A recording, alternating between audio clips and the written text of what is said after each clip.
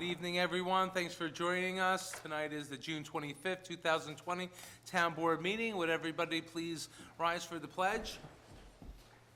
I pledge allegiance to the flag of the United States of America and to the republic for which it stands, one nation, under God, indivisible, with liberty and justice for all. Thank you. So tonight is our first meeting with the public here. We are allowed up to 25. We have 2 in the audience. I did put out about a dozen seats or 15 seats inside the room here, and I had another 12 outside in the lobby in case there was more, but it looks like we won't need them. So just some brief comments, Clerk, before I start. So we're finally open. All East Fishkill buildings are open to the public by appointment right now. I'm hopeful that after the 4th of July, we can open to the public, but we will have to see. This has been some process, meaning all the rules and regulations that have been sent down from Albany. It's not just that simple to just open up the doors and come in. We have to have multiple signage at all the buildings, at all the properties, about social distancing, wearing masks, only 2 people per bathroom, 1 person at a time. We have to take temperatures of all the employees or have them fill out surveys every day, plus all the visitors that come to Town Hall. They have to either have their temperature taken or do a survey. And this goes for all the buildings in the town, not only the Town Hall. For the most part, all the residents and employees, they've been taking this all in stride. Thank you. With following all these procedures, there are always a few that just don't want to. But for those in town who say, that the town's trying to control you or some nonsense like that, I just want to say that we get our rules and procedures and protocols from New York State and Dutchess County. And we are spending a lot of taxpayer dollars, East Fishkill taxpayer dollars, on all these procedures and protocols that we have to adhere to. So, supposedly, we will be recompensated 75% of all the monies that we've been spending, granted that we are in compliance with all the governor's orders and procedures and protocols. I want to get that money back for my town because this is taxpayer money, and I don't want our residents to lose out because a few didn't want to follow these procedures and protocols. It doesn't matter, what my personal beliefs are. Maybe I agree with some of you, but the rules are the rules, and I need to get that money back for the taxpayers. My job is to make sure that we spend as little taxpayer money as possible, and the more I could get back, the better. So if we have to comply, I have all these procedures and protocols in place for every building, and we are complying. But thank you to all the employees, all the residents for being very patient, for complying with all these orders. I know it's difficult, but we are very grateful. Excuse me. We have been continuing with our weekly calls with the county executive, usually twice a week, sometimes 3 times a week. Mayors and supervisors, they have a lot of questions for the county executive. Usually it's on the orders that the governor posts. Usually the governor posts these orders later at night, and then the next day we're trying to make heads or tails out of them. So usually I have a discussion with our town attorney to go through them. Twice a week we do discuss it on the call. Mayors and supervisors ask, the county executive dissects it, gives a little feedback on them, and gives some more guidance. So thank you to him. On Phase 3, Tuesday, we started our outdoor dining. New York State, for anybody in Phase 3, started outdoor dining with that limits seating capacity up to 50%. So that, coupled with the outdoor dining that's allowed, many restaurants are at full capacity right now, which is a great thing. I'd like to thank so many of our staff here for assisting with the businesses with this outdoor dining permit. We really made it pretty easy, pretty seamless, because we had to get something in place so these people knew what the procedures were, what the protocols are, so people, when they come visit, they do feel safe, there is social distancing, they know to wear masks, and we didn't charge any fees for this. It was a simple process, so thank you to all the staff, our town attorney, engineer, our planner, our economic development director. Many board members went out to give out applications to the businesses. I appreciate it all. Also, the Dutchess County Regional Chamber of Commerce, they're offering a free temporal thermometers for personal care businesses, hair, nail, tanning, wax salons, barbershops, tattoo shops, massage therapists, facilities, and spas and cosmetologists. All you have to do is go online to the Chamber's website, register there, and where it says complimentary temporal thermometer, you click on that and they will send it to you. Dutchess Tourism, they've given us an award, the Accessible Hospitality Award of Distinction to Julie's Jungle at Limekiln. This is a wonderful achievement for Julie's Jungle. Many children's lives have been impacted because we built Julie's Jungle. Many children with disabilities who cannot enjoy traditional playgrounds, they really are ecstatic about this playground. And so a big congratulations to the Julie's Jungle Board. They made this possible. Jan McHugh, Claire Moran, our county legislator Steve Caswell, Jill and Tom Keating, and Jean Breyer, they make up the Julie's Jungle Board. So congratulations to you all. We're really blessed to have this in our town. Hillside Lake. We are currently restarting the Hillside Lake Water Quality Improvement Project after the winter shutdown and this COVID-19 shutdown as well. The site is being cleaned up, soil is being removed, stockpiles and accumulated trash also is being removed. New silt fence and hay wattles have been reinstalled for erosion and sediment control. We will be commencing and continuing backfilling the artificial wetland with stone very shortly, hopefully in the next few weeks. Oh, it already started, even better. Thank you, Highway Superintendent. Our permits and grant monies, they've been extended to December 31st, 2020, the end of this year, by the DEC. We reached out to DEC and asked for the possibility of another extension due to disruption from the COVID-19. And they said they understood, and if we do need more time, it's possible that the deadline can go beyond the December 30th deadline, but we're pretty hopeful that this will get done before then. So hopefully we will not need to extend. I've been having several meetings with our chief of police, our liaison, Councilman Tom Franco, about many different things going on in our society. As everybody knows, in January, New York State passed a new bail reform law that took effect, that put a real strain on all police staff. We have to have different systems in place now to get information to the Dutchess County District Attorney's Office. We have to do that pretty quickly. The turnaround time is to comply with the law. We have a great system in place now. Our chief, thank you very much, has been working diligently with some of our detectives, and we have a seamless process in place right now.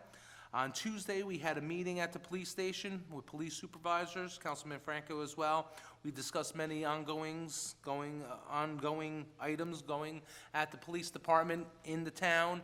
We're a busy town, and also how and what to do with the public, how we could be more community-minded, community engaged.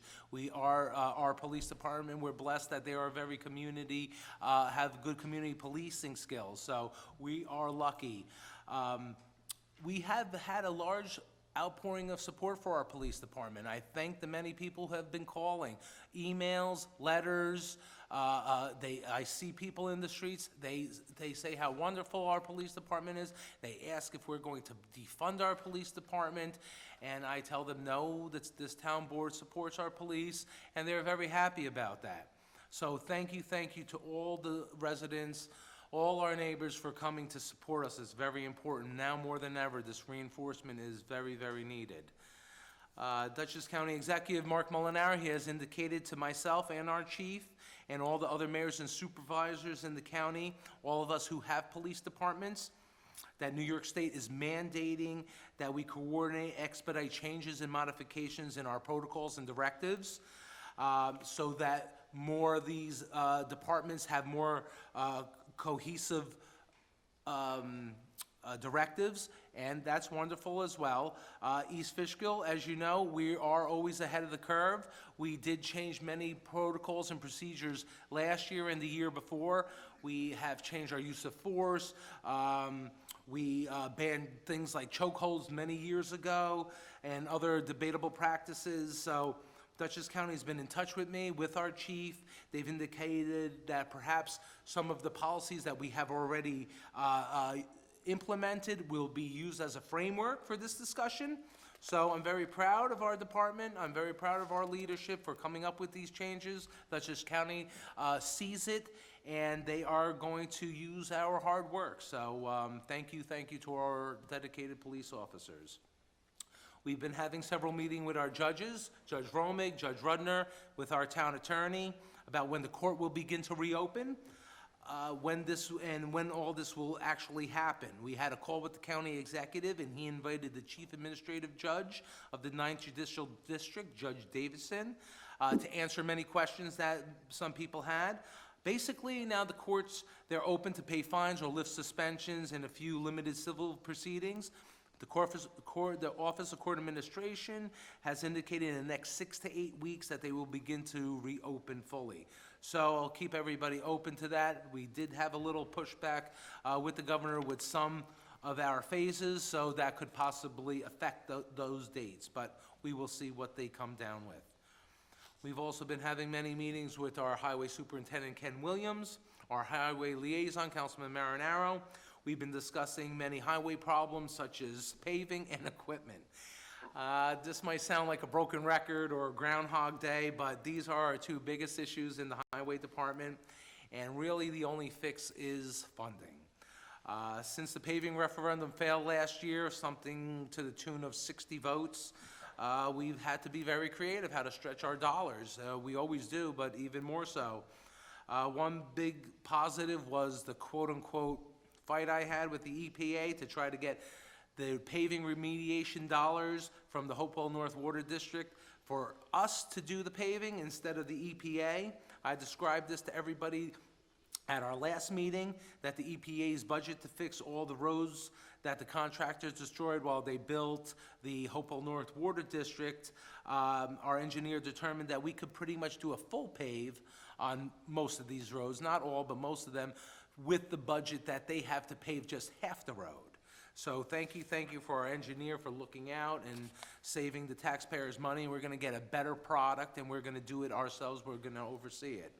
So this, coupled with the town board possibly reissuing a bond next year, we paid off one $2 million bond this year for paving and equipment. That's what that bond was many years ago for. It is, we have paid it off. Possibly we're going to have to discuss to take it a new one. We did discuss this last month at our meeting, and we really don't have much of a choice. We have the most roads than any other town in Dutchess County, and they are in dire straits. So we probably will use most of those dollars towards paving, so that coupled with the money from the EPA, our regular budget, and hopefully any more we could squeeze out, we can have a nice paving package next year, and that's important for the town. So thank you, everybody who worked on that. I've been in contact with the John Jay Principal and the Wappinger Central School District Superintendent. Their plans for graduation at John Jay. There were many different plans, many different scenarios. Some of them were developed by students, parents, groups. They got together, they formed a committee, which is very nice. They worked really hard. They tried to do something really nice for these students. It's a shame with this whole COVID thing, what's been happening with the students with graduation. But graduation will be tomorrow, Friday, June 26th. They have 4 different time slots for the parents and students could choose from, 8 o'clock, 11, noon, and 5 p.m. During these times, they will have a brief ceremony for the students, up to 125 per session. Following the ceremony, the parents meet their child at the stage and have an opportunity to see them receive the diploma for a picture opportunity. Once received, the students will get in their vehicle and drive away. So congrats to all the graduates and to the town board.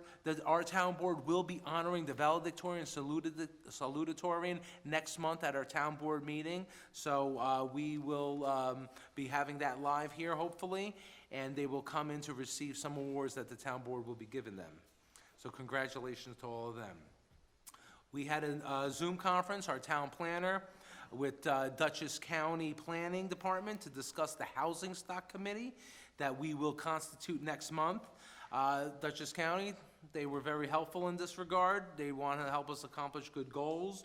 We had a very constructive conversation about what and how East Fishkill wants to get developed in our town.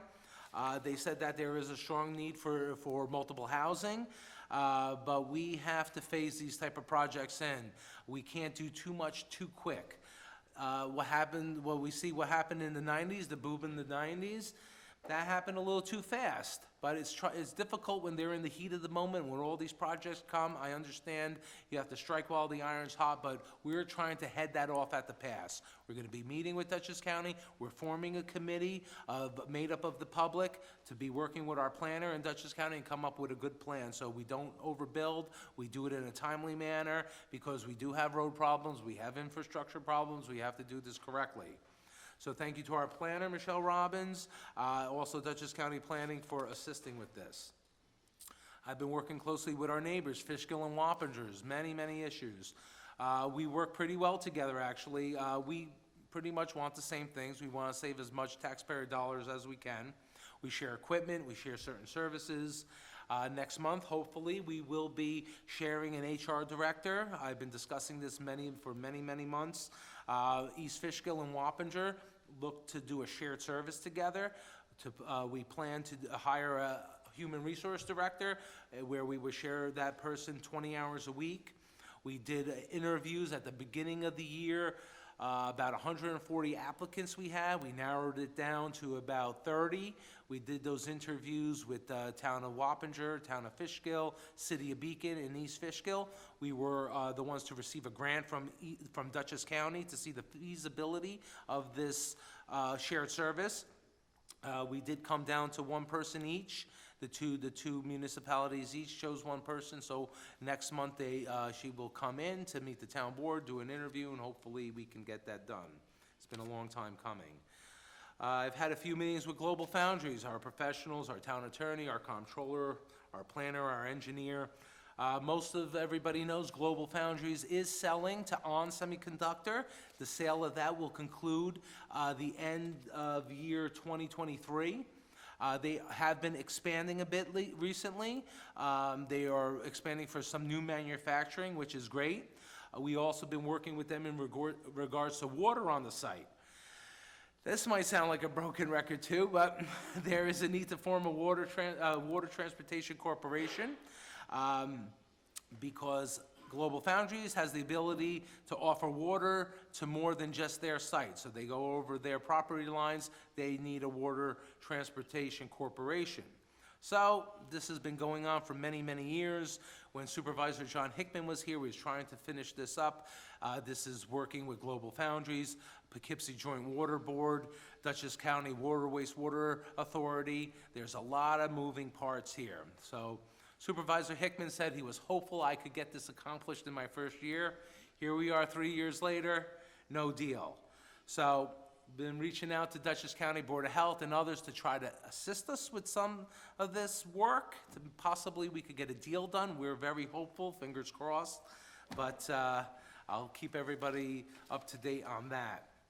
Our rec directors, Jan McHugh, Bill Green, we've been meeting with them with our liaison, Councilman Bepan, multiple times. We've been discussing organized team practices that just restarted and the possibility of the Red Wing opening. We still have not received the okay from Dutchess County to open Red Wing. We don't know when that will come. We have a plan in place in case we do get the okay to open Red Wing. Our rec department and our rec directors have worked to put a plan together to do all the social distancing and everything else. Hopefully we will open. Tonight we do have a resolution to hire some part-time rec assistants. This will help facilitate some plans that we're looking to do in the park for the residents, for the children.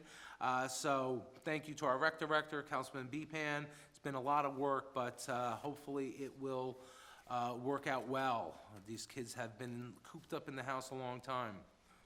Also, the deputy supervisor and I have been discussing ways to improve some town hall hours.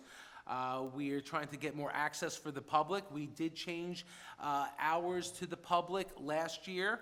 We added another hour at the beginning of the day so it can offer residents who travel to work or some builders who start early to get to the building department and the town clerk and other offices an hour earlier. Now we're looking to do it even more so, especially for our building department. But it's a little difficult challenge because we have to keep in mind I cannot incur any extra overtime with this, and we have to make sure that the offices are properly staffed. So I'll let everybody know what the plan is once we, if it comes to fruition. But right now, the town hall is open because of COVID-19 by appointment only, but we are open from 8 a.m. to 4 p.m. So for many years, we were 8 a.m. to 9 p.m. We were open many years, 9 a.m. to 4 p.m. I'm messing up those numbers, but we added an extra hour in the beginning, so we're working on another hour earlier, especially for the builders. Town employees, they have been excellent through this whole COVID-19 situation. You know, it's not easy for our residents, it's not easy for the employees. It's affecting everyone. The pandemic is affecting every aspect of our lives. But we have been working very diligently. Our highway department pretty much has been going full force the whole time. They were considered essential pretty much the whole time throughout the COVID early stages. And I'd like to say that our town offices, they've been wonderful, answering all questions and comments that the residents have, either by telephone, by computer. They're working from home or they're working here, sometimes alone in the offices. I've gotten a lot of compliments from residents on how we've been handling this. So thank you very much, and thank you to our professional staff, our attorney, our controller, our engineer, our planner. They've been stellar as well throughout this whole ordeal. And Lord knows I keep them very busy. Our police department, they've been very diligent, very helpful to all our residents. I include all our fire volunteers, our EMS as well. It's this outstanding community closeness that we have. This is what we need more of for our entire country. I'm sure we all see very upsetting things on the TV, on the news daily. We can't get that to keep us down. We have to rise above this. We have to do the right thing. For all of us, all of our residents, for all the employees who try to do the right thing, my board and I thank you very much. It's needed, it's welcomed, and we appreciate it. So, clerk, that's all I have. You want to call the roll, please? Okay. Councilperson Cassidy? Present. Councilperson Marinaro? Present. Councilperson Franco? Present. Councilperson Beepan? Present. Supervisor Delasanto? Present. Thank you, clerk. We do have two public hearings tonight. So one, we have been going on a year and a half now. It's been a long time coming. Do I have a motion to open the supplemental public hearing to consider amending the Town of East Fishkill Industrial Districts and amending the Conservation Residential Development Zoning District? So moved. Do I have a second? Second. All in favor, say aye. Aye. Opposed? Public hearing now opened. So, we have our town planner here.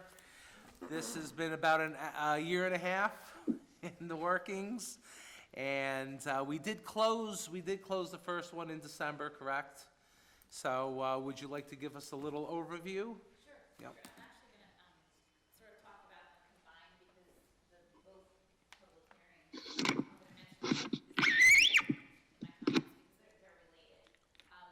You've seen this draft zoning before, but over the last few months, I've been getting comments from board members, also from Dutchess County Planning. I've been back and forth with them a couple of times and reviewing the application. I've done a long, lengthy call with them on Friday.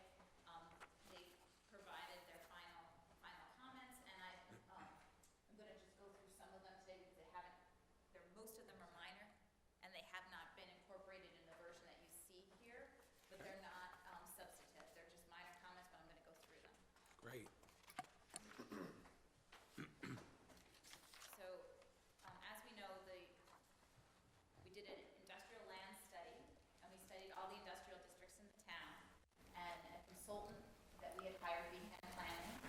some recommendations as to what should happen in the different industrial districts and made some recommendations about potential future zoning.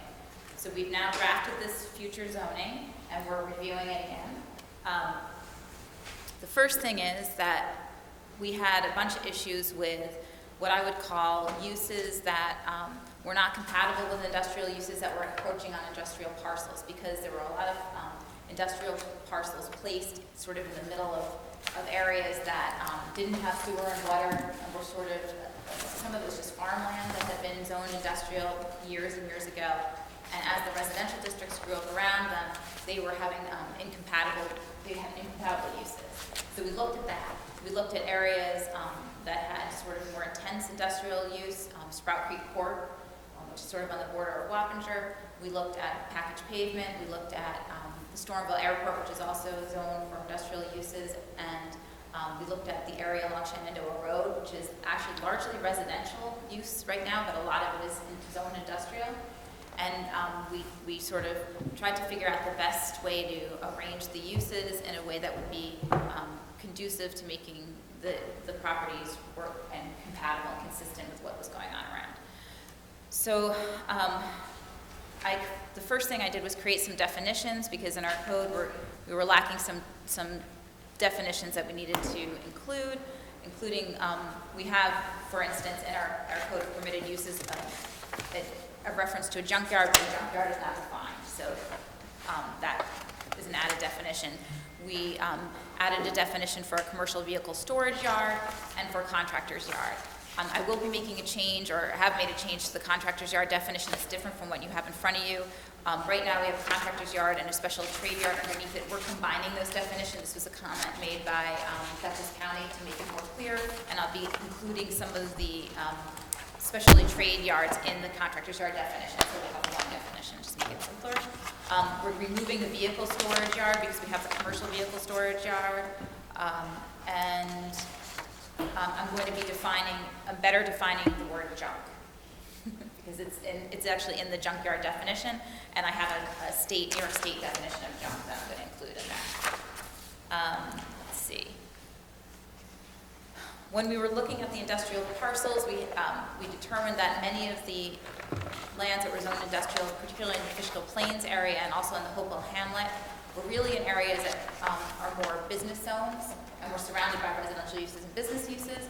So we decided to create a additional new zone called a B3, or mixed use district zone, which does allow for some light industrial uses, but it goes more to the commercial aspects of the actual uses that are occurring in those corridors right now.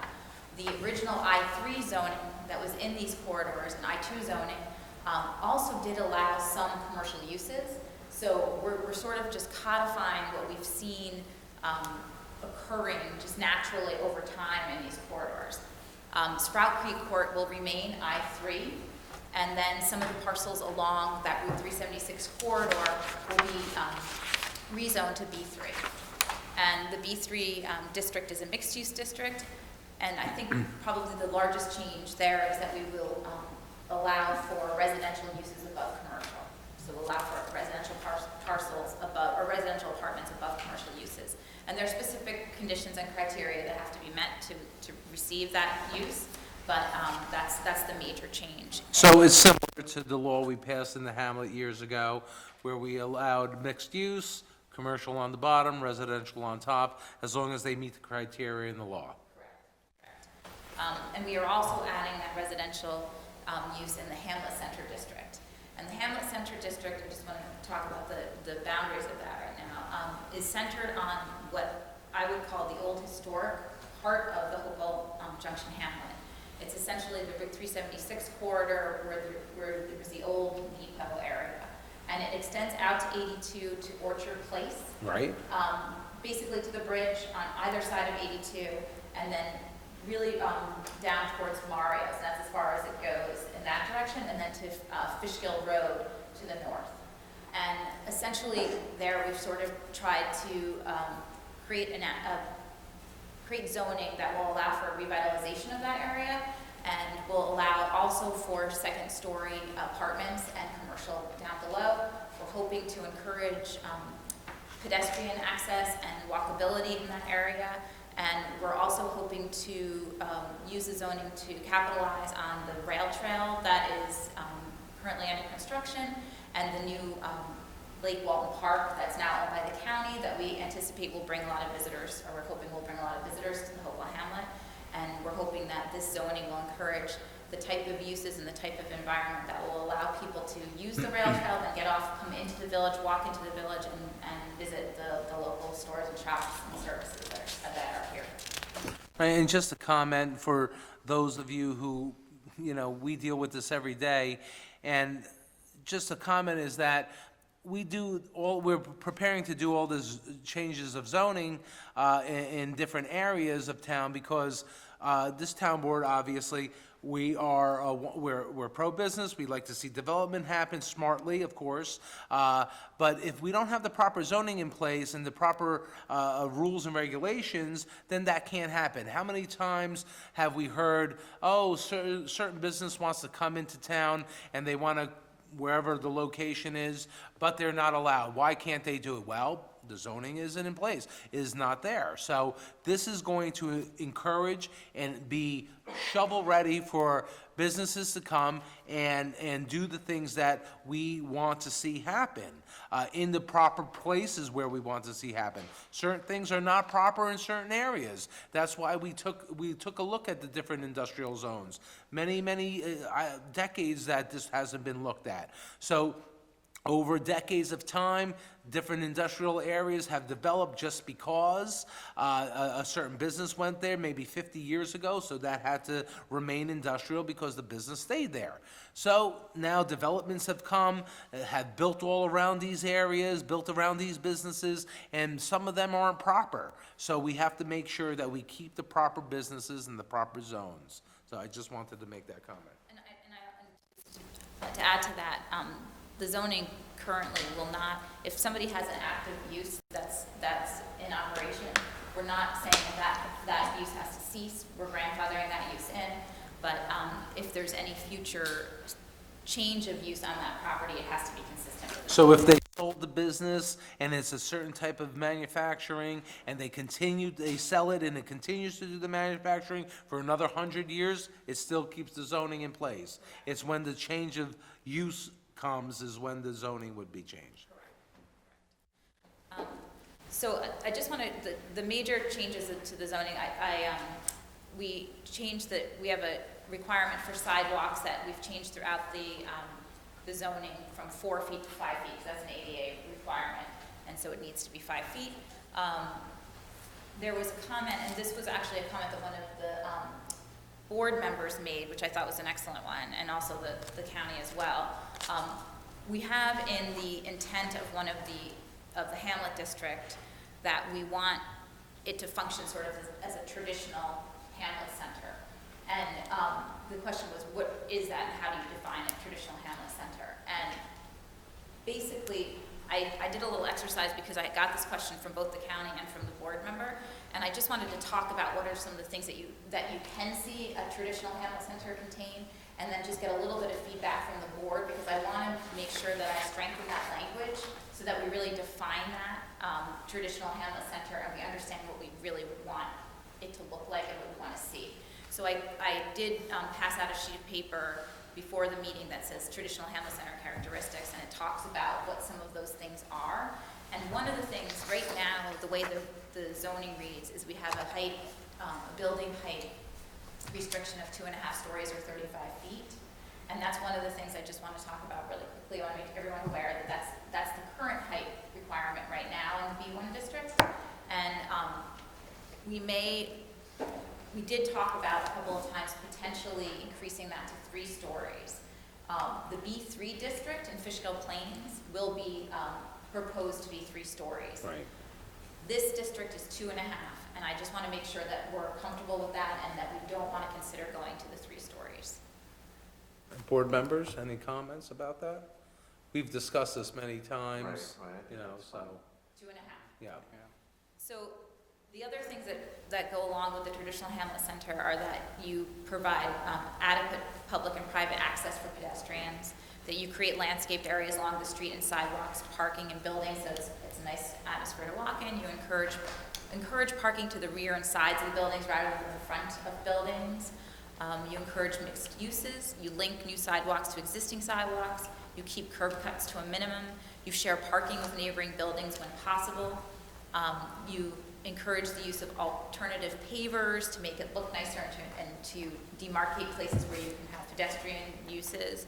You allow for seasonal outdoor dining in front of restaurants. I suspect we're gonna get a lot of interest in having outdoor dining after what's been going on now, so. That's this for is sure. timely. You articulate the relationship between retail and residential use, you reinforce neighborhood architecture or specific recommended design elements, and that would have to come out of a town process. But right now, if you're saying traditional neighborhood, that means that you're considering the architecture that's in that area to be the architecture that you want to continue and forward with, unless you come up with separate design guidelines. Unless and until, I should say. And then you take cues from surrounding context regarding detailed building height and exposure. There's a requirement for successful pedestrian activity that you have at least a 10-foot height minimum storefront when you have businesses along the sidewalk. You provide appropriate lighting. You use building materials that complement the surrounding building materials and aren't in contrast to them. That you choose materials that will enhance the architectural intent of the building design. And then you have color selections for storefronts that should be used throughout the entire building.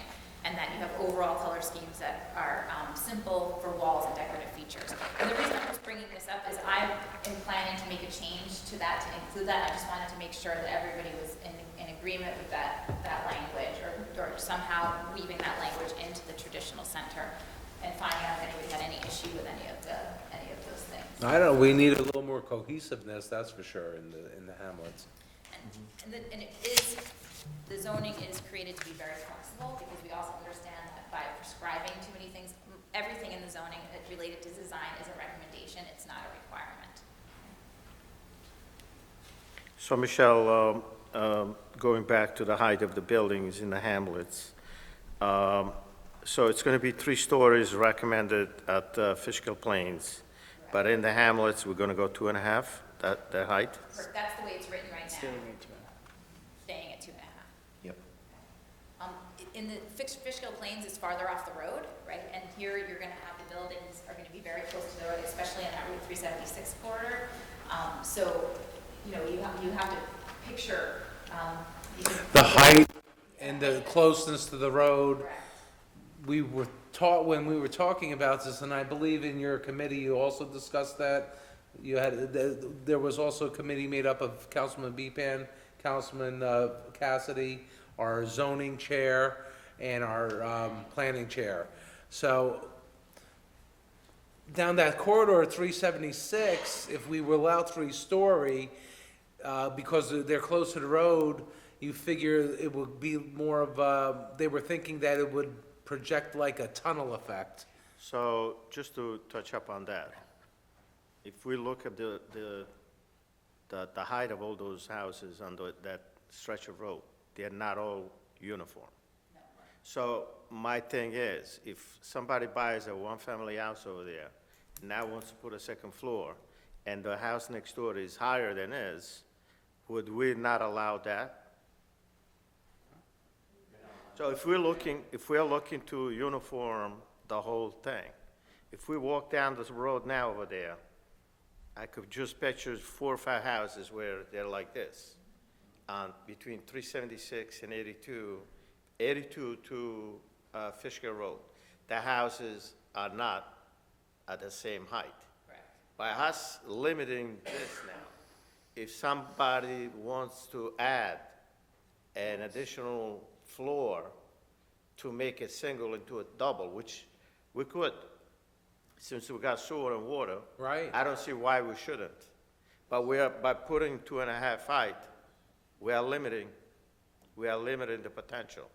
So it's contradicting what we're trying to do. So would you rather have 3? Well, could I? Yeah. So, this law in itself would not enable or authorize 2-family homes. It would only allow residential above commercial. Okay. So what you're speaking to is something we'd have to look to further to allow 2 families. Currently, our entire zoning ordinance is premised that the maximum height is 35 feet. And normally, you don't control the heights of a single family or even two families, as long as they're within that 35 feet. Again, my question is, there are some older homes. If somebody were to buy that single family and now wants to convert it to a commercial and an apartment upstairs, That might be doable under this ordinance. so would the height impede that? That's my point is. We're putting in place something, the 2.5. At one point, if the planning board were to review that project or the zoning, we might have an issue with that. I'd rather put in place something to clarify it from the beginning, because this might happen. If we really want to clean it up over there, Right, that's what we want to do. you know, whoever wants to invest some money is What not I going to would want to suggest keep that we it. do then is take a look at the residential use and maybe make some modifications along your comment line, but that would be a separate residential adjustment we'd have to make. And I, if I Can- may, the Hopewell Hamlet revitalization special permit, which you referenced earlier, which is a special permit for mixed use, actually does allow the higher height. So I guess if someone wanted to do that, they could come in and get a special permit, and that would allow them to go higher. It would just require them potentially to meet a few more conditions. Right, so, you know, like the town supervisor mentioned before, we're putting the stuff in place to minimize impact when people come, so that they don't have to spend extra money, but rather things are put in place now to kind of minimize the impact. Engineering costs, then going back and forth in front of the zoning. Right. Lawyers' fees. I think that if we kind of, at this stage, we make it a little clearer what the intent is, further down, we might have less of an issue. To address all of your concerns, if we considered what they call affectionately a McMansions law, and what that is when you have communities that are aging, and people want to come in and do a tear down of the house, and the houses were smaller, and now they want to build these bigger homes, there's laws that towns are enacting to control that, so that you don't get, you know, a huge building next to a existing. Correct. Right. Correct. So that is a McMansion type adjustment that we could work on and bring back to the board, no problem. Okay. I was thinking also, to the councilman's comments, can we incorporate that now with our housing study, housing stock study? That would be good. So since we're doing that, we could marry that together. Okay. I Good mean, point. people that want to invest money, even if it's in a smaller scale, they always look to profit the most that they can out of putting something together. And it's another way to allow somebody to take the bait and, you know, modernize some old buildings over there. Yeah, good comment, Councilman. How would that work with 3 stories, though? If we were to go to 3 stories, would it be this 1 story of commercial, and then the following 2 would be residential? Residential. Right, it's a multi-use, they call it. That's what we're allowing over here right now. Yeah. We Now it's- actually putting commercial on the bottom and. Right, we passed that last year. Right, it's a multi-use. Would they be able to have commercial uses on the 2nd floor if it was a 3-story building? No, just on the first. I believe the language of the law restricts, each floor has to have only one type of use, so you don't want to mix the actual Right. residential and commercial on the same thing, but I believe it restricts the commercial to the first floor and the residential to the 2 above. Got it. Thank you. Yes, ma'am. You, Is there a chance that I could say something? Sure. sure, you'd like to come now? Step right up to the microphone. You should have spoken before everybody else, so we apologize. Yeah, I could, because I don't go to bed at 8 o'clock, so I wanted Okay. to. How are you? Good. I'm Ellen Lee Johnson. I'm William Lee's sister, senior. very good. I take care of him now. Since his wife passed away, I've been there. You have a good brother. Yes. My ex-husband actually started the first police force back in the 60s when Robert Alley was the supervisor. He said, "We need some traffic control for the Little League parade." And so my ex-husband rounded up a few guys, and then the next year it was more and more and more. And Lars and Anna Johnson developed Hillside Lake. Yep. back in the 20s and 30s. It was a summer community around the lake. And then my husband and I, made the swimming area. We put the berm in there and made the swimming area. And I've been in real estate since 1972. I had my office over here in Hopewell for about 25 years. I'm semi-retired now, but people still call me. My friends in Florida own the Stormville Airport, and they asked me to come to find out what your thoughts were on there, and I'll tell you what she would like to see there. So do you want to hear what she Yeah, wants to see there? She asked me what I thought the best use would be for it. And since I have some knowledge in the area and what people want, I suggested an adult community, people over 55, no children, so it wouldn't impact the schools.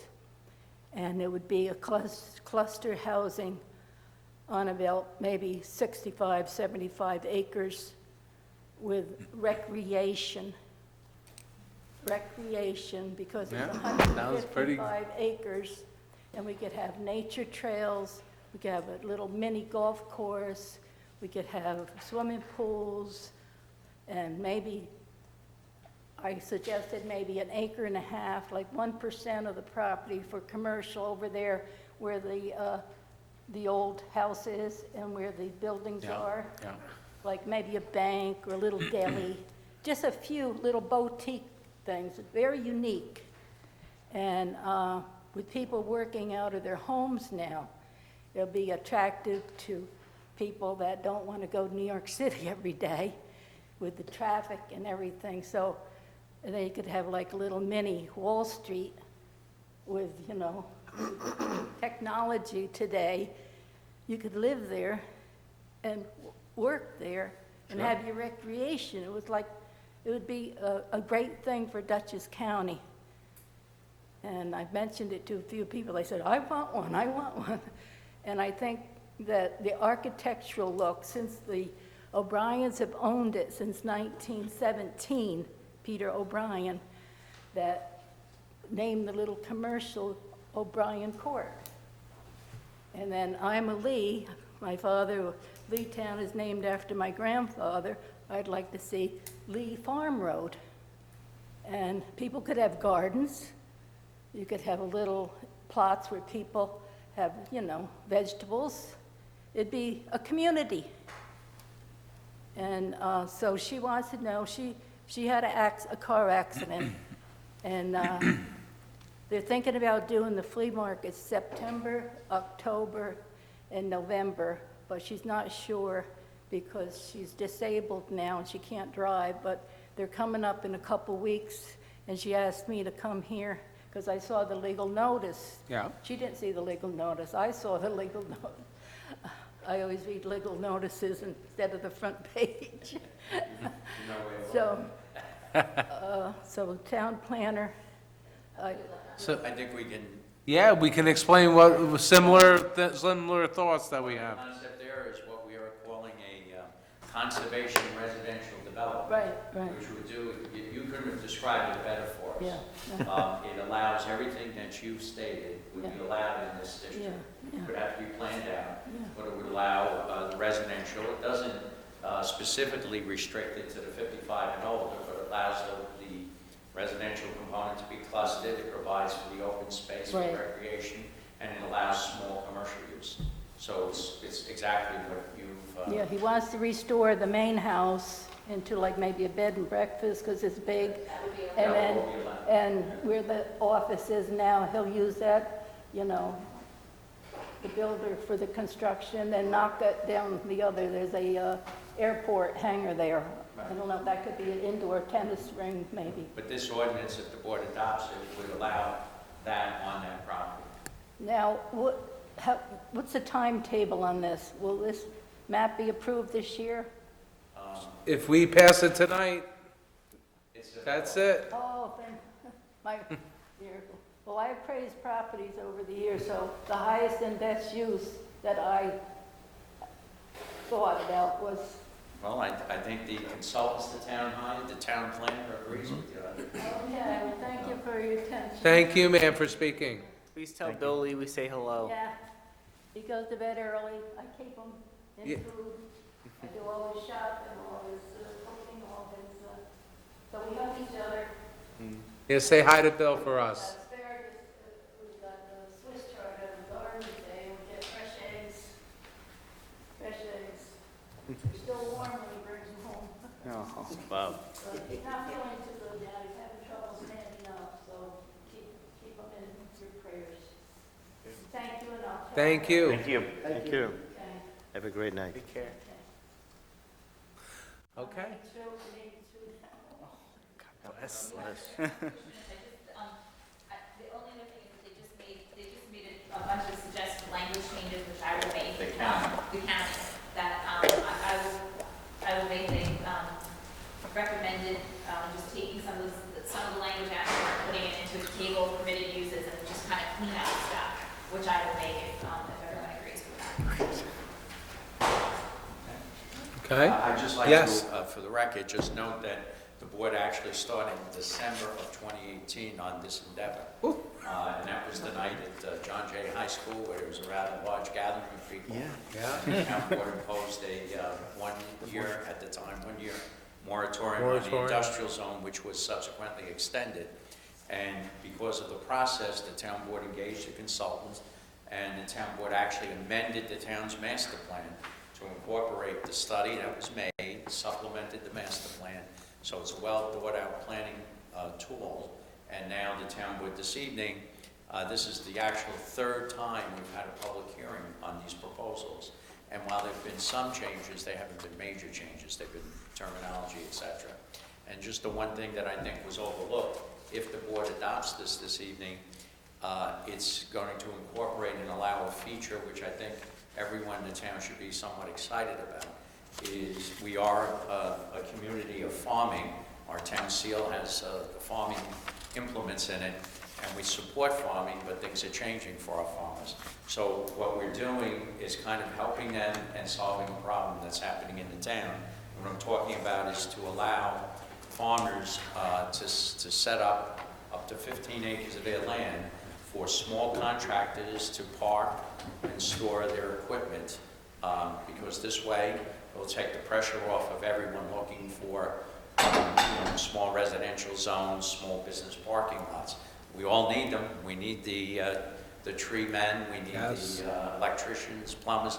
So this will allow the farmers to be able to set up screened areas, away from, so it's not going to impact visually anybody, but it may be a piece of a large farm that's not being utilized right now. It will allow a little revenue to the farmers, and it would help our local businesses and help the community to have the equipment that we need within the town, but not right in front of our eyes every day. So I think that's the point that we should stress, because I think that's it's a little thing, but I think an important thing that the town board's been wrestling with, and this will fix it. So Tom, on that point over there, when those farms have to kind of set aside that piece of property to allow this, do they have to, is there going to be a special permit? Do they need to come and?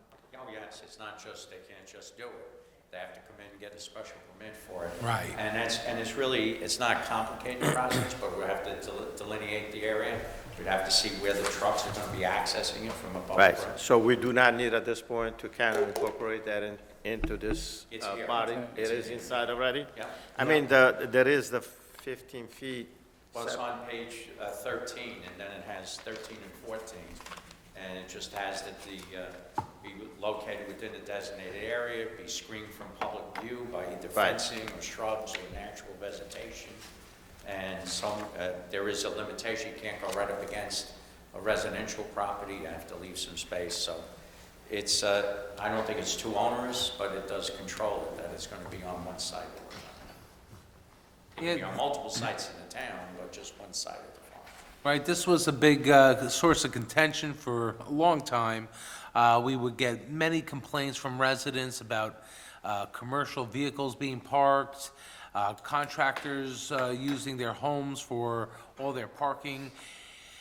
And, it's tough to go out there and send a zoning administrator out there and give them a violation because they're trying to do their business, they're trying to do what's best for them and their families. And so we took this into consideration, the town board. We had many discussions about how can we help our farmers. Like the town attorney said, this was a good fit, gave a little income for the farmers, gave us a spot to put all these type of equipment that nobody really wants to see. There'll be proper screening. It's a large piece of property. You don't have to see it from the road or anywhere else. So it's finally coming. That we've been discussing, I don't know, Councilman, now, how many years, right? Several years, so, yeah. Michelle, you want to make any other comments?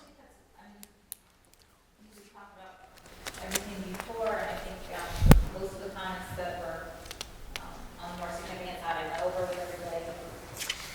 Thanks for all your work on this, by the way. Yeah, it was Yes, a big endeavor. And thank you to Councilman Beepan, Councilman Cassidy. How were those meetings, by the way? Shorter than yours.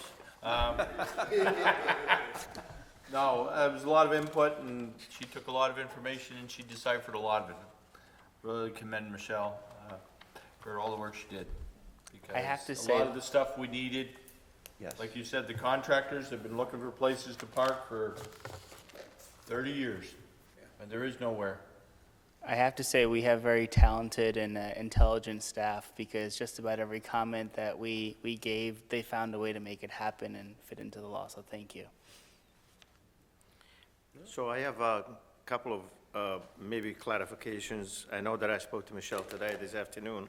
I just also want to share it with the town board and see if they kind of want to think about these things. There is a paragraph on page 6. And this specifically talks about if somebody, a restaurant in the hamlet, and it kind of addresses that, leave it up to the planning board, the hours of operation. And I kind of made a suggestion. Also, it's very important, the controversial sound allowed. And so my suggestion to Michelle, and I don't know how you guys feel about this, is definitely, I would like to see in this document, because we do have an ordinance for noise ordinance, not to conflict, but put a time that we all agree that should be allowed for somebody.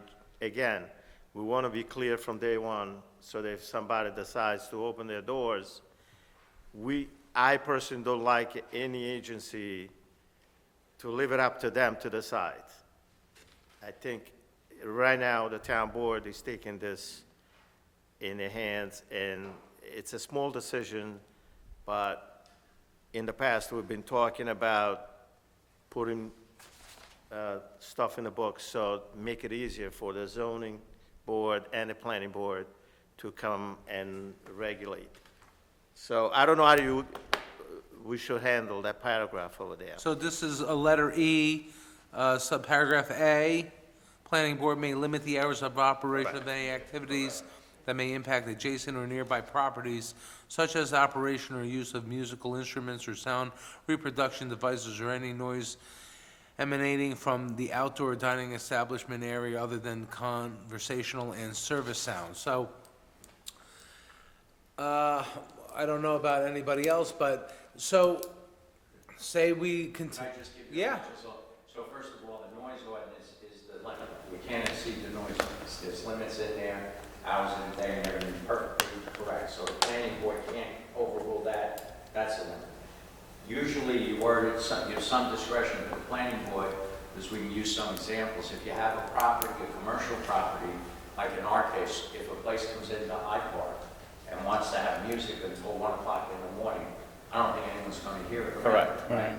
But if they came in and they wanted to have music, say at tiramisu outside, or to some great degree, the people around it might hear it. So I think the idea of that is the planning board would be able to weigh that as two factors. Correct, but this is very specifically the hamlet that we're talking about. We're talking about 376 from 82 to Fishkill Road and going up 82.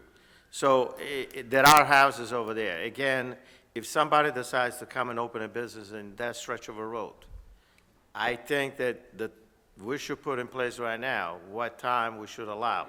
I really don't have a preference, but it's 10 o'clock, 9 o'clock, 11 o'clock. So guess what? If somebody lives nearby there, is aware that this is going on. So what do you recommend? I mean, I have no preferences, whatever you gentlemen Keep it decide. up with the I mean, same- 11 o'clock for me is fine.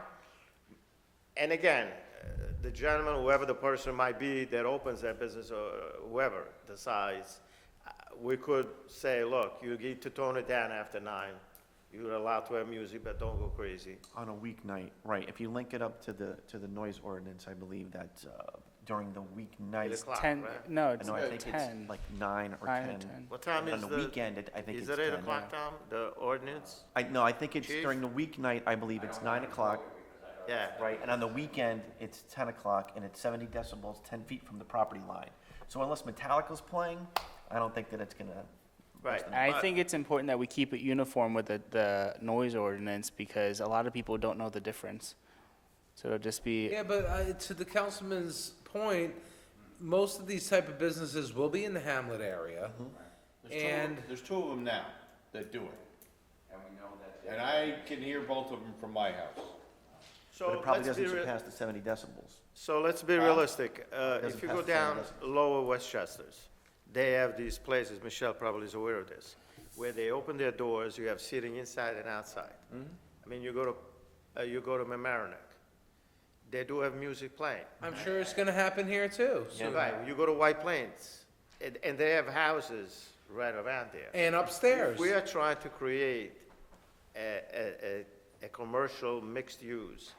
We have to think about this. I really don't want to see anybody coming crying and yelling at the Right, town board later on if we don't put this in place right now. My recommendation would be Sunday through Thursday till 9 PM, Fridays and Saturdays till 11. I agree. I have no problem with that. I don't think there's a place open after 11, except the Hopewell Inn. Right. But when you bring a younger crowd in the community, these people like to stay up. Yeah. So could we add that language Go to in there, Mahoney's, Michelle? right? Mon- Sunday through Thursday? till Yeah, that's 9 fair. PM, Fridays and Saturdays till 11 PM. That's fair. And I have one last thing. I think it's the next page. Paragraph 4, balconies for apartments. And about banners, Oh, residential use F, number 4, okay?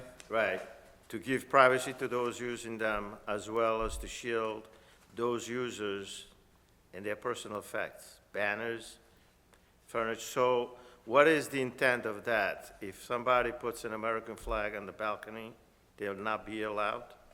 No, I think that the intent of it was just to make sure that, like, if people were hanging, laundry or things, you would be able to see it from the back.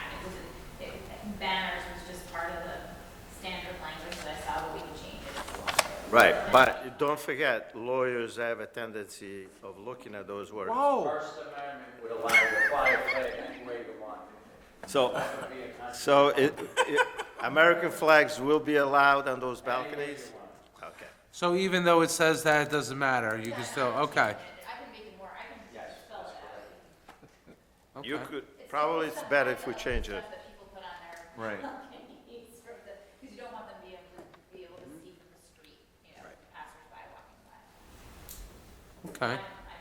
Okay, we can make a change to that, right? All right. Anything else? No? Anybody else have any comments, questions?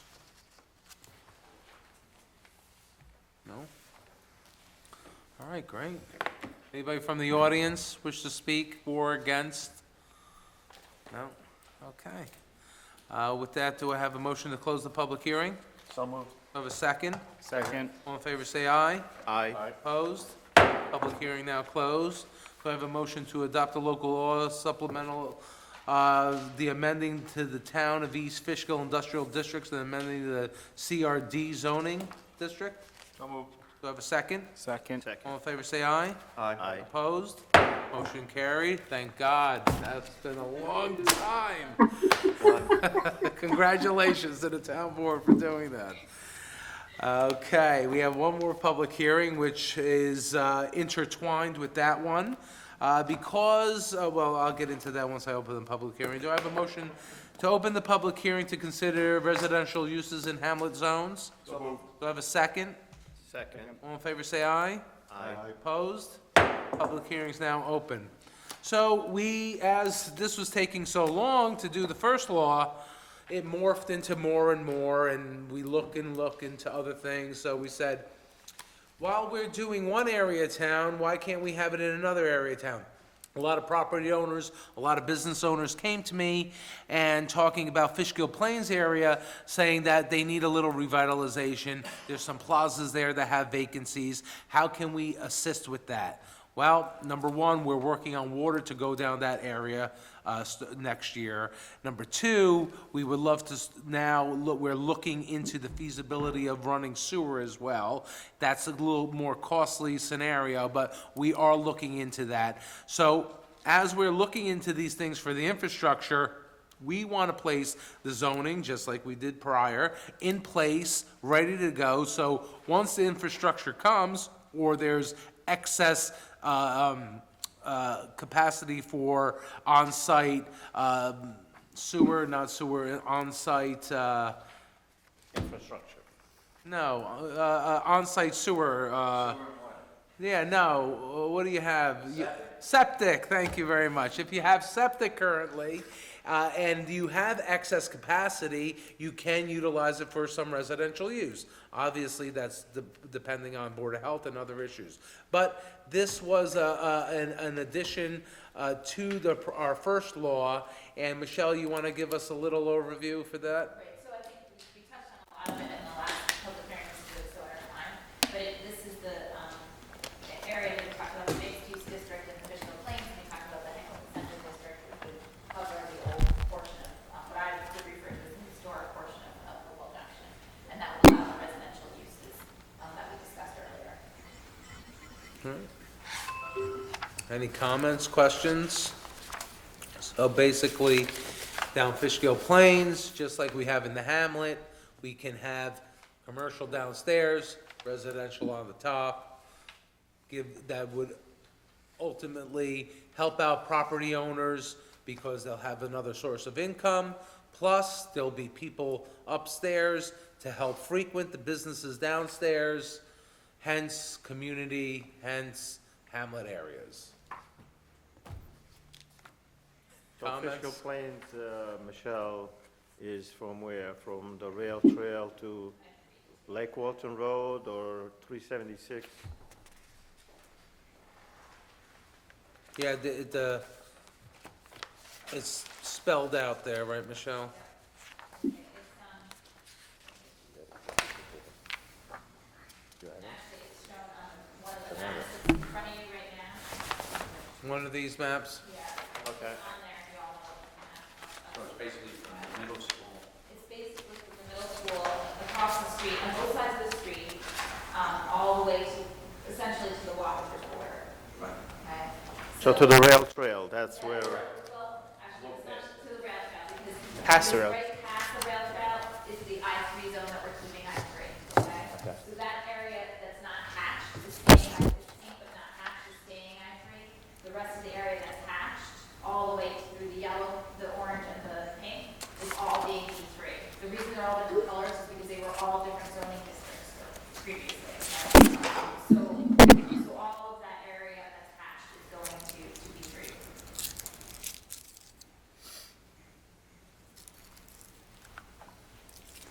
but this will not take effect until the actual water is brought to that area, right?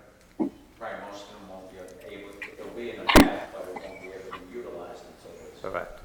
except as the supervisor said, if someone had extra septic capacity, that's rare. So we're basically putting the cart in front of the horse a little bit here. But I think that it's important to do so since we're looking at a more comprehensive look for our zoning. The planning is the time to do it. We have a project to put central water down that 376 corridor next year.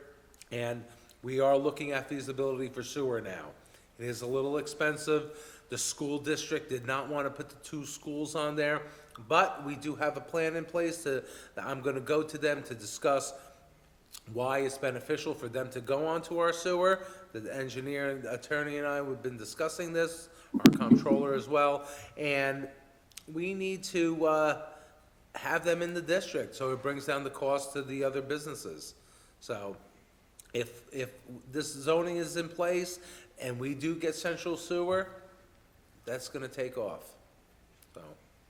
Hey, Michelle, I remember when we had this discussion, we talked about some sort of delineation between the rail trail and then the future development that would go in there. Did that ever come into fruition? The future development that would go into the property court. Correct, yeah. Yeah, so currently right now, we have a requirement for any of the contractor yards that go in there to provide a pretty significant buffer. Okay. Yeah, because I know we had, Side, rear, and front yard. okay, good. Thank you.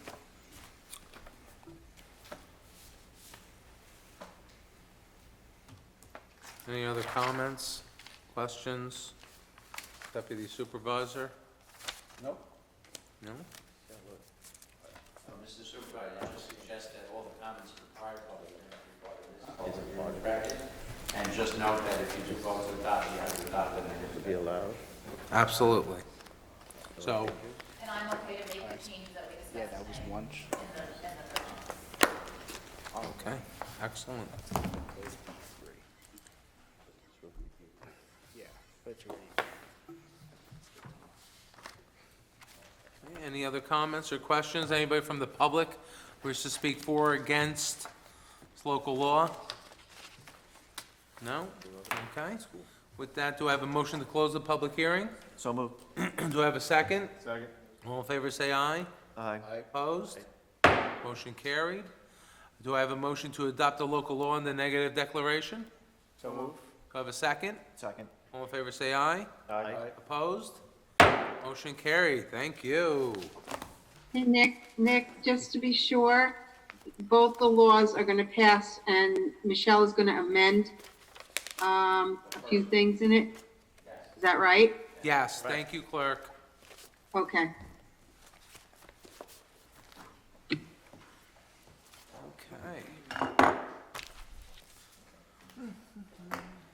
Whew.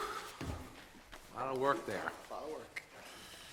All right, everybody's received the May 28, 2020 minutes. Were there any additions, subtractions, clerk, from anybody? Hi, Michelle. No, there was That's not. Jane Michelle. Nobody? Thank you, Michelle. Do I have a motion to approve the May 28, 2020 minutes? So moved. Do I have a second? All in favor, say aye. Aye. Opposed? Motion carried, thank you. Additions to the agenda, we do have one. It is the authorize the hiring of seasonal employees for various summer activities in the park. I did discuss this in my comments. We'll do that last. Courtesy of the floor, part of the meeting where anybody in the community wish to speak on the agenda items or any general town issues, please come up. Sir, would you like to make any comments? Not tonight, okay. We do have our county legislator here in attendance, County Legislator Steve Caswell. Thank you for joining us tonight. Your constituents appreciate it, so do we. Receipt and file, we have a few. We have 16 Fishkill Hook Road. We did discuss this previously. We did give some time. This was a notice of destruction, a demo for 16 Fishkill Hook, and they have asked us for a 90-day addition because of the delay of the COVID-19. So I propose that we adjourn this. We give them a 90-day extension, so into, what are we in, June, July, August, voting meeting? No, September. September. Do I have a motion to approve the extension to the September voting meeting for 16 Fishkill Hook Road? So moved. Do I have a second? Second. All in favor, say aye. Aye. Opposed? Thank you. Number 2, we have Michael O'Brien. He was on our planning board for many, many years. I believe Supervisor Pete Idema put him on our planning board. And he has sent a letter of resignation. We are accepting his resignation. We thank him for all his years of service. Not that he's going anywhere. Michael is our Economic Development Director. He does a fine job, and next month we will be formally having a resolution to formalize his position as Economic Development Director. So thank you to Michael for all your years and continuing to help us. Clerk, you received all those, correct? Yes, I have. Thank you. Okay. No, that was not sent in. Oh, okay. Oh, Scott Tucker, I have nothing on. I have Okay. no written. Yeah, I didn't see that, the referral letter from Scott Tucker. I guess he said that he couldn't get it here in time, so he will try to do that next month. Okay. Resolutions. Number 1, authorize a letter to the Senator Schumer and Gillibrand in support of direct funding for local governments. So,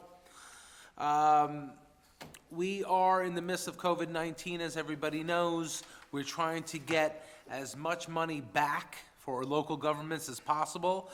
This is a resolution in support of asking for funding to direct funding for local governments in the next federal stimulus package. We're hoping that this will be approved. If it's approved, I believe, Tom, they would reimburse us 75% of our expenses. That's the hope. So that resolution 1 describes that. Any questions or comments from board members about that? Did it pass the House already? No, I don't believe so, not yet. The first draft. Oh, no, they're negotiating. Should we include our congressman in this as well, or Well, Senator Schumer, because now, it's now in the Senate? right. Any other questions or comments about that? Any idea what we're looking for? I mean, how much expenses? Mark, have, by any chance, would you know, how much have we spent on this COVID-19 business, on all the, stuff that we've been buying now? I don't have a number for you, I'm sorry. Yeah, we could have a breakdown, I could get it to the board next week sometime. And, you know, like I said in my comments, this is taxpayer money, we're spending a lot on all these sort of procedures and protocols, and if we could get it back, I'm not gonna be one to say, one incident's kept us from getting the money, so. Any other comments, questions? No. Number 2, approving a change order for the Cannon Well Connection Project, with the town engineer.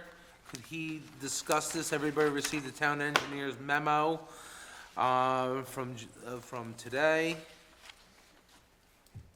Can you give us a description, Scott, on this? Yes, we're in the process of closing out the contract for the well supply lines that go from the Cannon well field to our Hamlet water plant.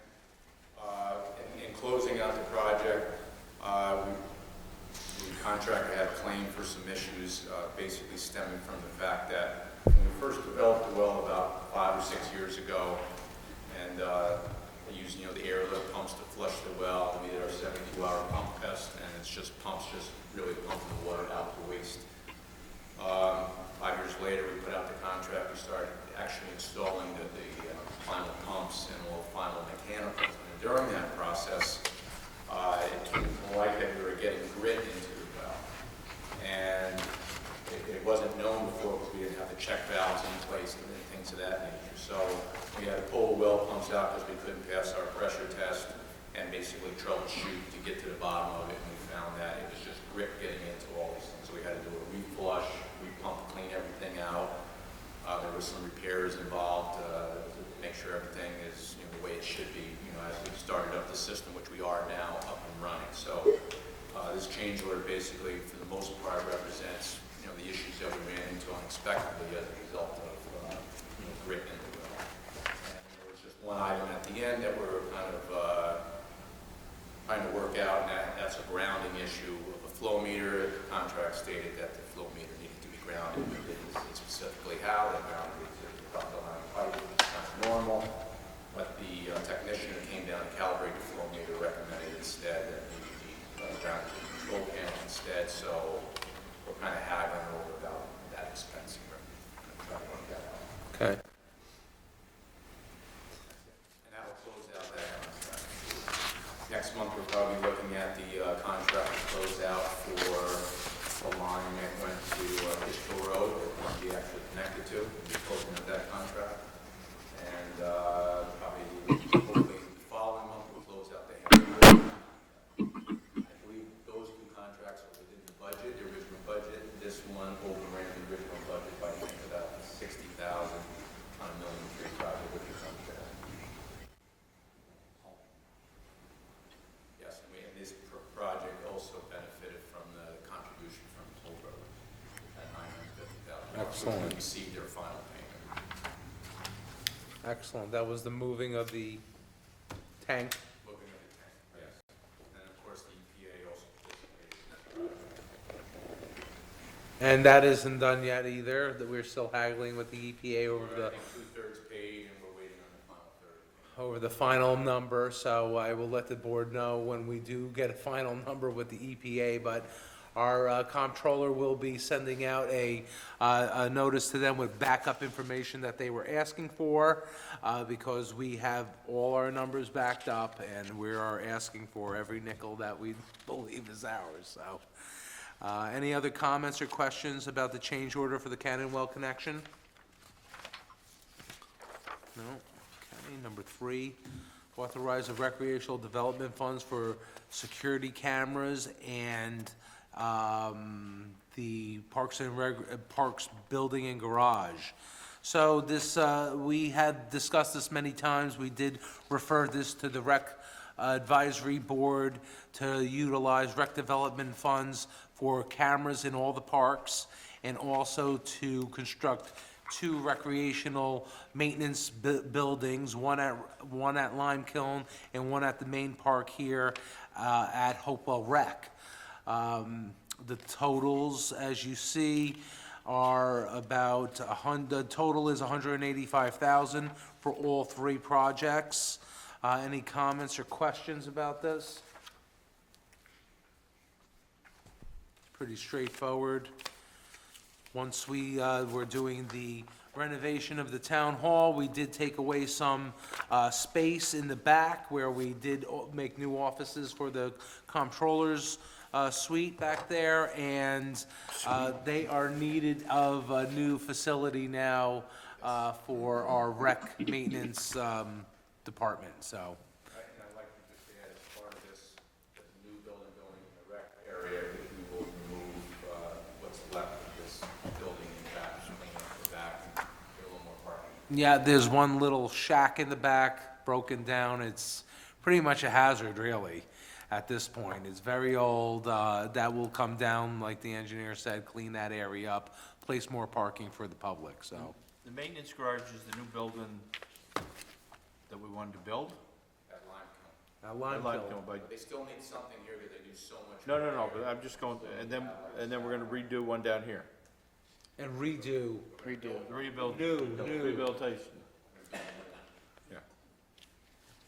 And the security cameras for all the parks, there's been vandalism. Like I've mentioned many times at board meetings, vandals at the main rec field here breaking toilets and breaking sinks.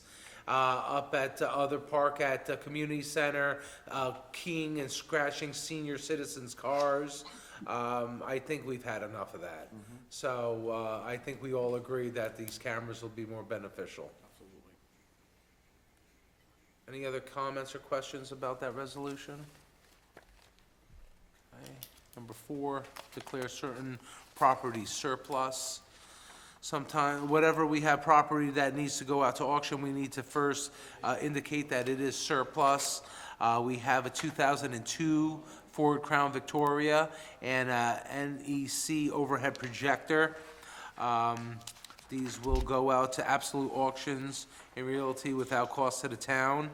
That 2002 Crown Vic is really hit the limit, right? Our highway department was Band-Aiding it. I think Bill Green ran around in that thing, right? Yeah. He ran around in that thing like the town was on fire. He's something else. It was not worth fixing anymore. Yeah, it was very costly to fix now, so. That's the blue one? Now it's a black Yeah, and the white. blue one. Oh, is it the Yeah. blue one? That was a police car previously. And now he has a black and white. It retired to the town, we get the hand-me-downs from the police department. That probably had about 130,000 miles when we got it, right? Yeah, so hard miles. And Bill Green probably put another 60,000 hard miles on it as well, so. Any comments or questions about that?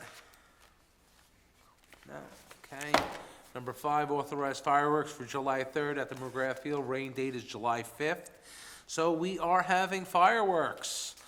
We are recommending everybody stay in their vehicles for the fireworks display that will be on July 3rd.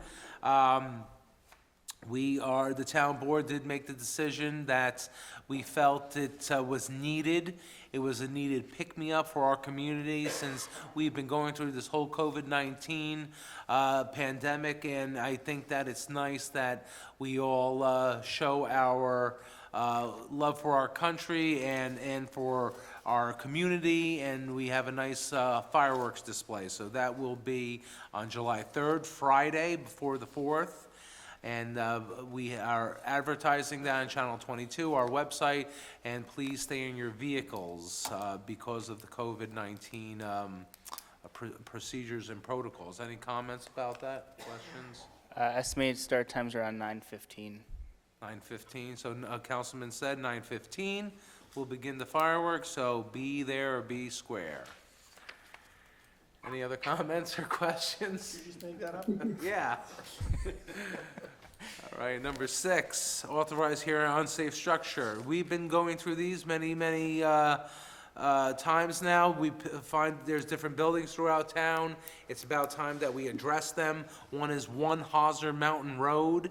It is an unsafe structure. The town engineer has recommended for the demise of this building, and this is a hearing to be on July 23rd, 2020, at our next town board meeting. Any comments or questions about that?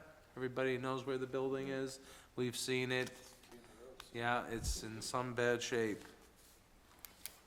Okay, number 7, authorize the establishment of an escrow fund. So Global Foundries, like I said in my comments, we've been having some meetings. At our last meeting, they indicated to us how they're starting to do construction on some buildings, and they have an escrow fund where they use to pay for our planning and zoning, whatever fees, and also permit fees, but they're asking to increase that. So, because they have to wait for funding to get approved by their corporate, and sometimes that could take a little longer, and I really want the money here in the town account before we issue the permit. So, we are authorizing them to come up with they have requested to put up to $25,000 in their escrow account, and once it depletes down to $10,000, it will be replenished. Any comments about that or questions? No, just some more fees for the town by our corporate neighbors. Okay, so with that, do I have a motion to accept resolutions 1 through 7? So move? Do I have a second? Second. All in favor, say aye. Aye. Opposed? Carried, thank you. Our addition to the agenda, authorizing hiring of seasonal employees for various summer activities. So the town board has been working, like I said, with the rec directors, discussing what type of summer programs we can have. We are not having a town camp this year. We're hopefully going to have Red Wing. But we do have various summer activities in the parks for our youth, and we will need some recreational assistance to help that. Right now, they're looking at a few different, what were they called, AJ? What were they looking at to do? We'll be doing like day programs.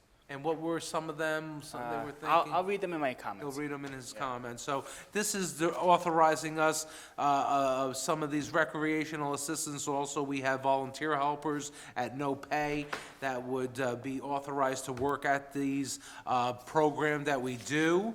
And we don't know how many we're gonna do. We're gonna see how successful this is. This is just authorizing the use of these employees. If we don't need them, obviously they don't get paid. But when we do use them, we are already authorized to pay them. So, any comments or questions on that? No? Do I have a motion to authorize the hiring of seasonal employees for various summer activities at the park? So moved. Do I have a second? Second. All in favor, say aye. Aye. Opposed? Motion carried, thank you very much. Budget transfer, we do have one budget transfer. Our town comptroller sent it out this week. As you can see, it's an increased appropriation to the machinery line, taken away from our snow removal line for $22,000. What that was the cost of, Councilman, you want to discuss, we did purchase the roller. Yep. So, the big discussion through this year and the years past was paving, and this piece of equipment was necessary to really do the job that they need to do. It wasn't really expensive. I think it was about $30-something thousand. And it's a great piece of equipment, so they already started using it. I've inspected it. I mean, they're doing a much better job than they were doing it with the old little roller. Some of the equipment, like we've been discussing, it's becoming to the point, what is better to get something new or keep on using the old stuff, which is getting very expensive. I mean, I'm usually lately going through the vouchers of the expenses, and I see the numbers that we pay to fix some of these equipments. So whatever necessary, we will buy some new stuff, whatever it's allowed in our budget, so. Yeah, and we had, I believe we had 12 or 13,000 left in that budget line. We discussed with the comptroller and the highway superintendent, the liaison, Councilman Marinaro. We had to make a decision then, whether or not to lease this and pay some interest, or just transfer the 22,000 from the other line and pay it off, so we didn't have to pay any interest, and that's what we're doing. Do any other comments or questions about the budget transfer? No? Do I have a motion to accept this budget transfer of 22,000? So moved. Do I have a second? Second. All in favor, say aye. Aye. Opposed? Motion carried, thank you. Comments? Start with our highway superintendent. Okay, I'd just like to thank all of you guys, especially my liaison and the supervisor and all you, the board members, for realizing that we do have a problem over there with our equipment aging. And I thank you guys for all your help and for working with us, and also our comptroller for also helping and advising us on what the best procedure was going to be. And also moving forward, I look forward to discussing more things in the future for our equipment. Our Councilman Marinaro is going to read my monthly report this month, and like I said, we've been working pretty hard together. And again, thank you all for seeing the issues over there. I really appreciate it, and so do the men and women over there as well. Thank Just you. to add a little bit to what the highway superintendent was saying, from time to time, I stop by the garage. And this past week, they were working on re-apping a truck that we bought. I think it's a small truck. Small dump truck, yes. Right, and they make it into, it wasn't actually a dump truck, but now it's gonna be a dump It's truck. going to be, yes. So, they're using their own man hours to really save us some money whenever they can. And, now they have some time available, so I see that they're doing all that needs to be done, so. Yes. That's really doing what they're doing now, it's gonna save us a Absolutely. bundle of money.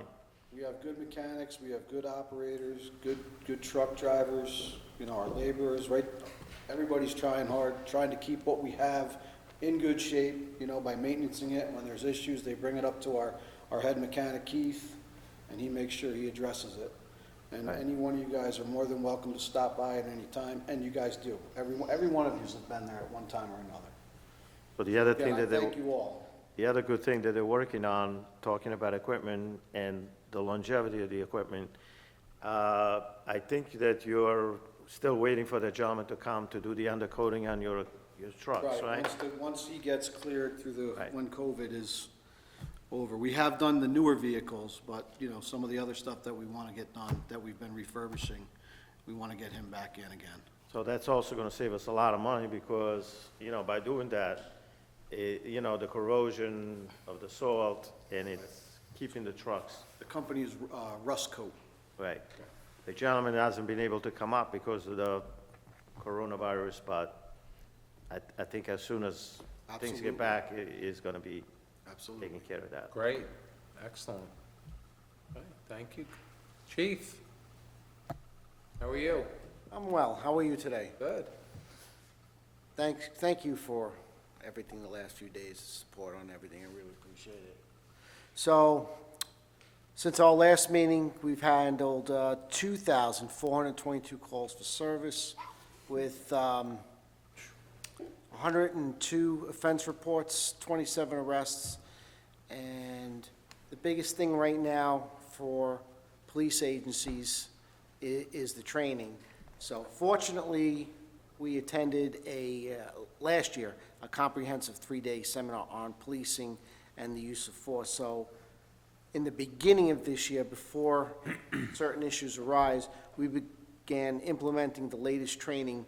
That was back in February. So it's defensive tactics and the principles of control. So it's hands-on training designed to meet the requirements for today, not training that was done when I first went into the police academy. So, When was that? They use rocks. 28 years ago. So we've scheduled a second block of training for next week, and this will be a review for our officers, making them more proficient in what they began their training on in the beginning of the year. Just learning it once is the way the practice has always been, just doesn't cut it. You have to be proficient, you have to practice. So we're doing a couple hours on that again this year.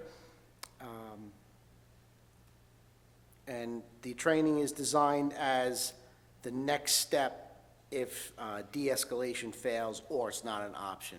So we've taken those things that are important that people are hearing about now into consideration. So I'm also currently researching additional de-escalation training, which would be appropriate for police. There are things out there, but it has to work in our environment. So I am researching that. I have been reviewing all the new proposed laws that are sitting on the governor's desk waiting for a signature so that we'll be prepared to implement them. If some of those new laws go into immediate effect, some of them are 30 days, some are 90 days, and some are pushed out to next year. So I've been reviewing them. On some of them, we're already there. So there's a new law that it's called aggravated strangulation. Police officer will be charged with if he uses a certain technique and a serious injury or death has occurred. Well, we've already banned that in our use of force. So on some of these things, we're a step ahead, so we should be fine. And again, thank the East Fishkill residents and the business owners for all their support. Really appreciate it. It means a lot to my officers. All right, thank you, Chief. Councilman Pepan? I don't mean to be repetitive, but I'll go through the list anyway in case anyone missed the dates that the supervisor read earlier. So Friday, July 3rd is when we'll be doing our 4th of July fireworks. We're going to have a concert before. It's going to be Adam and the Newharts, and that starts at 7, and fireworks will follow at 9:15. As the supervisor mentioned, we encourage people to stay in their cars. You can park in nearby parking lots such as CVS, Acme, Rite Aid, the library, community center, but the fields will be marked for social distancing, and it's more than likely the concert goers will already be on the fields, and there'll be no room there. In addition to that, like the supervisor said, we're hoping to reopen Red Wing sometime in the middle of July. Please look out for additional instructions or information about how the passes will work to enter Red Wing, because unfortunately, we're going to have to limit the amount of people that will be able to use the park once it does open. Along with that, fishing is postponed until Red Wing reopens, so we'll definitely get that information out there once it does resume. For those of you who purchased tickets to Tina, we will be processing refunds as the Broadway cinemas or the Broadway theaters are closed for what it looks like the rest of the year. As the supervisor mentioned, we're going to be doing an alternative to summer camp. So some of the activities that we're going to do is Show Your True Colors Tie-Dye Day, rocking relays, Nature is Calling. So it'll be a variety of activities that our camp directors and our counselors will put together. We're looking to offer this free of charge to the community. It'll likely be limited to a certain number of children and young adults or youth, and you're going to have to register online. More information will be released about that in the coming weeks.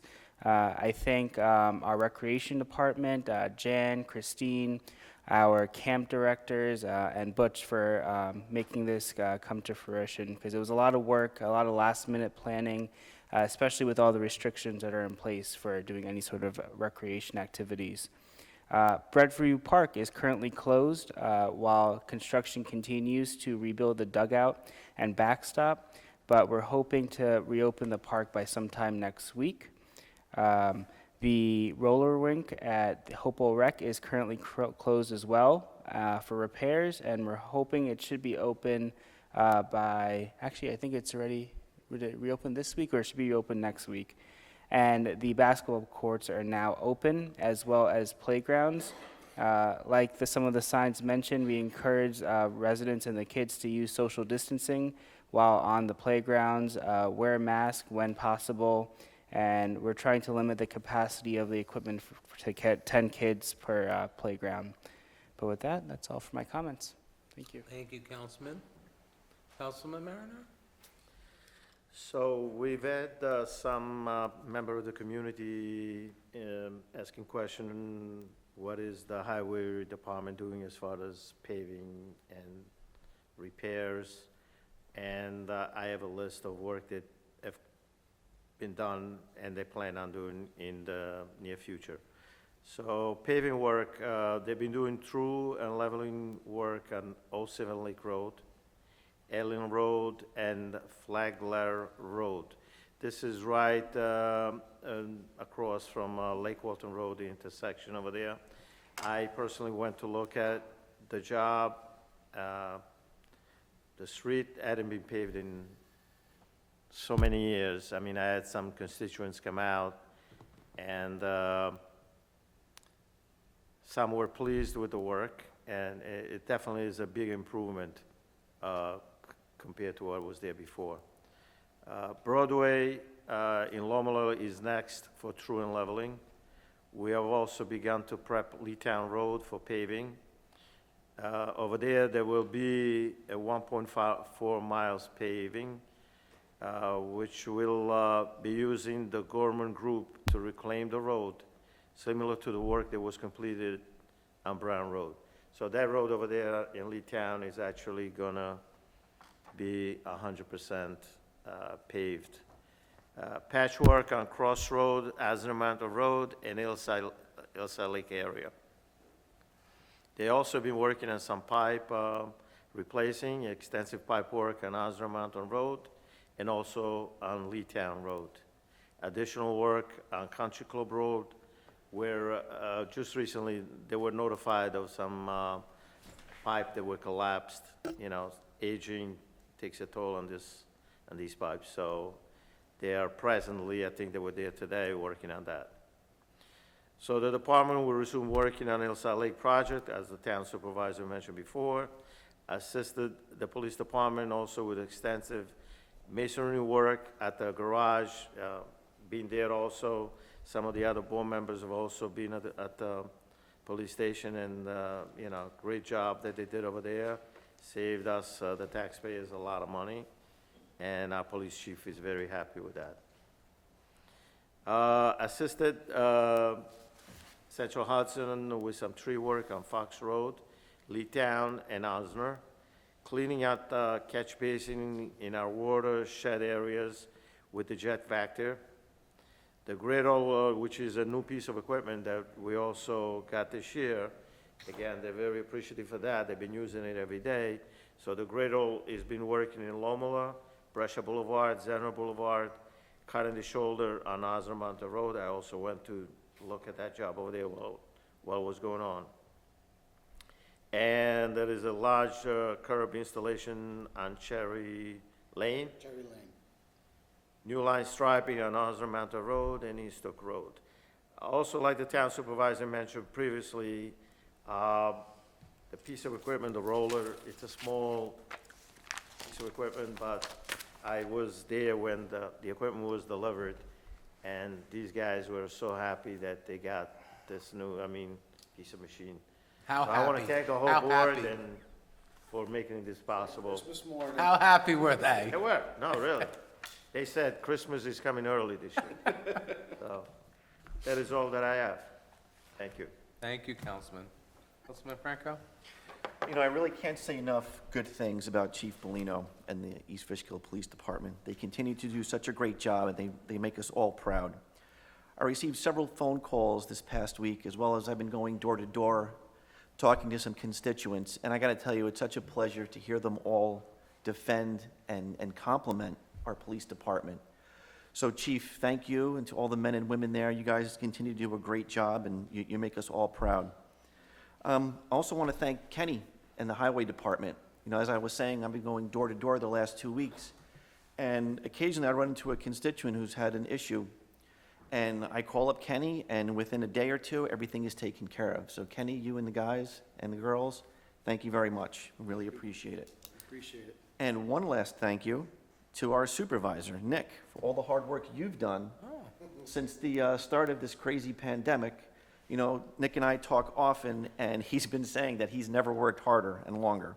So to you, to all of our professionals in Town Hall, to all of our employees, highway, police, thanks everybody. We're still trying to navigate this crazy time in history, so it's still going on, but thanks to everybody for all the hard work that you guys have done. Greatly appreciate it. Thank you, Councilman. Deputy Supervisor.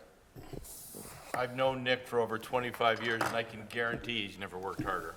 Oh, very funny, very funny. And that includes when he owned his own place. You weren't saying that when he was feeding you. It's been a long time since we've all been together, and I guarantee you, you two over there at least look a year older since the last time we saw each other. A lot of birthdays, but seriously, thanks to everybody for all the work they've been doing. It's been a tough fight for everybody in the town, and everybody's really pulled together up in this area. And we're what makes this place a great place to live in Dutchess County and East Fishkill. That's it. Thank you, Deputy Supervisor. Just two other comments. The senior center. So our senior staff has been continuing to work, and they have been making phone calls several times a week to all our seniors. We have several homebound seniors, so they make sure that they're okay. They call to check on them. Some of them don't have any family members, so thank you to our senior staff that does this. Also, they wanted me to mention that they will be doing Christmas in July, coming this month at the for the seniors. They're going to be calling them. They're going to try to do a big Zoom meeting where all of them could collaborate together. So it's a really wonderful thing. Thank you to Sue Gardner and the staff over there. They do a tremendous job. Also, very important, Four Corners. Residents of Four Corners, we've had a little issue with the well, one of the wells there, and we need to suspend water for irrigation immediately until further notice. Please do not use water in Four Corners for irrigation until further notice. We did send out a robocall today. I get all the robocalls that go out. I heard it. So they did give you instructions on it. If you have any comments, any questions, please call the town hall, call the water department, call my office, 221-4303. We'll be happy to help you, but please, we need to conserve the water, so this way we don't run out. If we get into a situation which we have in other times, that this is going to be a high demand weekend. The closer we get to holidays, it's always a high demand.